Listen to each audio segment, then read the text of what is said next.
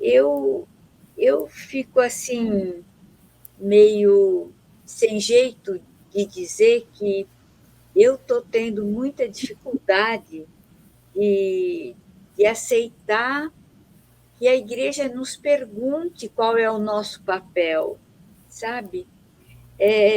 Porque eu acho assim que já há tantos anos, né? Eu, eu tenho muitos anos já lutando pela dignidade das mulheres. Eu acho que eu comecei no Nordeste, eu tinha 27 anos quando eu comecei a trabalhar no Nordeste, então 26 até. Mas, enfim, eu, eu, eu começo a perceber que essa pergunta, hoje em dia, ela já está me cansando, porque, no fundo, quando a gente é, pergunta pelo papel das mulheres, a gente já sabe qual é esse papel. Eu fico tão cansada, por que perguntam? Eu tenho vontade de devolver a pergunta: qual é o papel dos homens?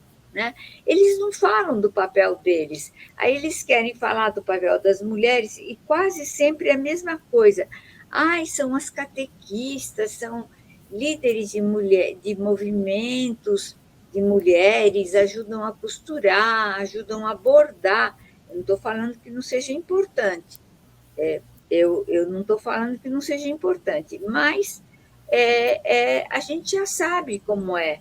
E dentro da igreja, dentro da maioria das paróquias, né, nós mantemos o funcionamento das estruturas paroquiais, de alguns movimentos, mas, ao mesmo tempo, a gente não tem a liberdade de discutir os conteúdos, de mudar algumas coisas, de propor algumas coisas. Tudo tem que passar pela autoridade máxima. Então, eu também fico me perguntando e me perguntei muitos anos e tentava jogar essas perguntas cada vez que eu me reunia com operários, me reunia com professores, mas por que vocês perguntam sobre o nosso papel? Eu gostaria que vocês perguntassem sobre o seu papel. E o seu papel o quê?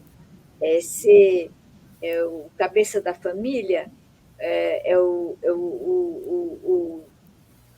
O que mais trabalha? O representante na igreja? Aquele que é sucessor dos apóstolos?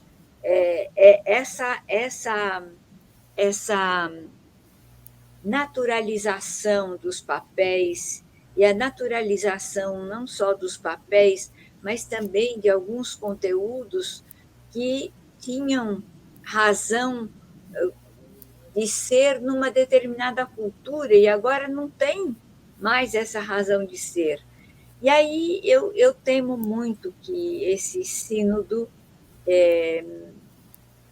ele, ele nos coloque numa posição assim de figurino, sabe?